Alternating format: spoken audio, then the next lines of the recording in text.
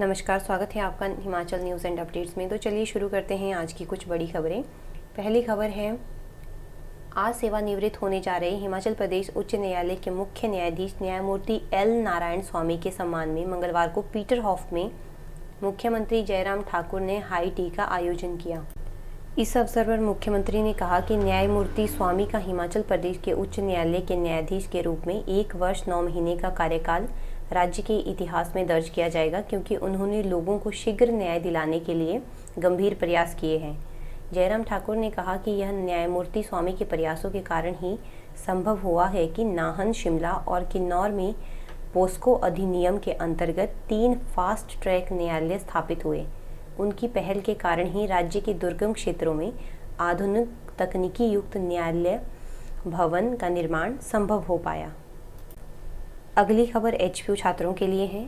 College परीक्षा देने वाले यूजी सेकेंड ईयर के छात्रों के लिए एचपीयू ने नई शर्त लागू की है।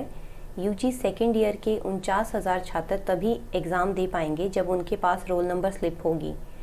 वहीं roll number slip online download करने के लिए छात्रों को 75% लेक्चर पूरे करने होंगे और इसके साथ ही हर विषय में 35% इंटरनल असेसमेंट भी ज़रूरी है।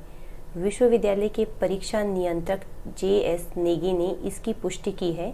वहीं कहा गया है कि छात्रों की सीसीआर को संबंधित विषय के प्रोफेसर भरेंगे।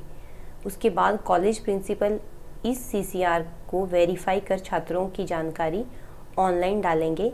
एचपीयू ने निर्देश दिए हैं कि बिना रजिस्ट्रेशन और रोल नंबर स्लिप के परीक्षा केंद्रों में छात्रों को एंट्री नहीं दी जाएगी। यदि यूजी के कोई परीक्षा क्लैश हो रही होगी तो वे 3 जुलाई तक आपत्ति दर्ज करवा सकते हैं। इसके बाद आपत्तियों पर गौर करने के बाद हिमाचल प्रदेश विश्वविद्यालय 5 जुलाई को अंतिम डेटशीट जारी कर देगा। चलते हैं अगली खबर की ओर। मंडी में 11 साल की बच्ची से दुष्कर्म। देवभूमि कहे जाने वाले हिमाचल को एक बार फिर से शर्मसार करने वाली घटना सामने आई है। छोटी काशी कहे जाने वाली मंडी में 11 साल की मासूम के साथ 2 चचेरे भाइयों द्वारा दरिंदगी की गई। मासूम बच्ची एक बार नहीं बल्कि 2 बार दरिंदगी का शिकार हुई है। पीड़िता की मां द्वारा महिला थाने में दी गई शिकायत के बाद पुलिस ने दोनों भाइयों को गिरफ्तार कर लिया गया है। दोनों भाइयों की उम्र 24 और 25 वर्ष बताई जा रही है। दोनों को कोर्ट ने 15 दिन की न्यायिक हिरासत में भेजा है, जबकि पुलिस आईपीसी व पोस्को एक्ट के तहत धारा 376, 377 और 506 में मामला दर्ज कर जांच कार्य में जुटी हुई है। चलते हैं अगली खबर की ओर।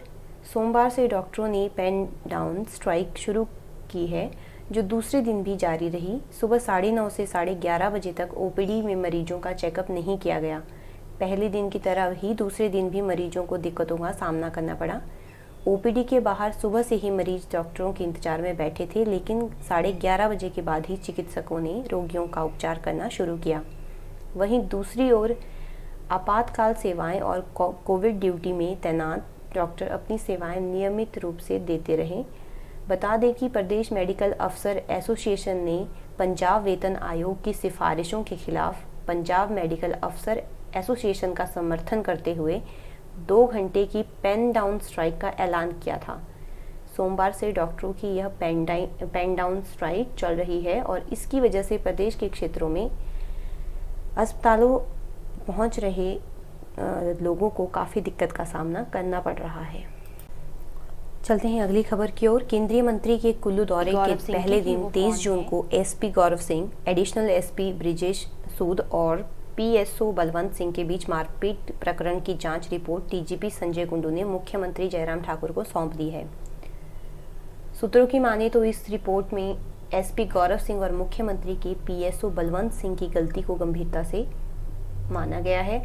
इसके चलते दोनों पर सख्त कार्रवाई की सिफारिश की गई है। रिपोर्ट में कहा गया है कि दोनों ने ही वीवीआईपी प्रोग्राम के दौरान बेहद शर्मनाक व्यवहार किया, जबकि एडिशनल एसपी ब्रिजेश सूद पर अत्यधिक संवेदनशील लोगों के सिक्योरिटी प्रोटोकॉल का पालन न करने पर कार्रवाई की सिफारिश की गई। दलील दी गई है कि केंद्रीय मंत्री की गाड़ियों के काफिले व सुरक्षा के लिए सीआईडी ने प्रोटोकॉल आधार पर व्यवस्था की थी, लेकिन ऐन मौके पर उसमें बदलाव की कोशिश की गई। इससे वीवीआईपी की भी सुरक्षा से समझौता हुआ है।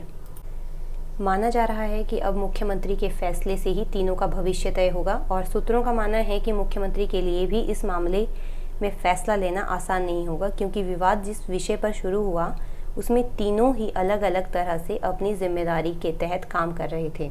एडिशनल एसपी ब्रिजेश सूद उनकी ही सुरक्षा के प्रभारी थे और सुरक्षा के लिए ही एसपी से उलझे थे। पीएसओ बलवंत सिंह मुख्यमंत्री के बचपन के मित्र होने के साथ साथ पिछले 22 साल से उनकी निजी सुरक्षा अधिकारी थे। वहीं एसपी गौरव सिंह पर पूरे कार्यक्रम के दौरान गडकरी की सुरक्षा और कार्यक्रम का शांतिपूर्वक आयोजन कराने का जिम्मा था। अगर गौरव को थप्पड़ मारने का दोषी मानते हुए कार्रवाई होती है तो उच्च अधिकारियों को भी लात मारने पर पीएसओ पर भी कड़ी कार्रवाई तय होगी। बता दें कि सेंट्रल रेंज मंडी के डीआईजी मधुसूदन ने शनिवार को पुलिस मुख्यालय कुल्लू प्रकरण से संबंधित प्रारंभिक फैक्ट फाइंडिंग रिपोर्ट सौंप दी है और इसी रिपोर्ट के आधार पर पुलिस मुख्यालय के स्तर पर बनी एक उच्च स्तरीय कमेटी ने विस्तृत रिपोर्ट जारी की है। चलते हैं अगली खबर की ओर, जो कि मौसम से रिलेटेड है।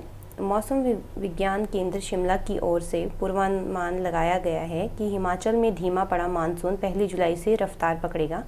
राज्य में 2 और 3 जुलाई को मौसम पर्वतीय क्षेत्रों में बारिश होगी और इसके अलावा पहाड़ों में हिमपात की भी चेतावनी जारी हुई है। राज्य में 5 जुलाई तक मौसम खराब बना रहेगा। तो ये थी आज की कुछ बड़ी खबरें।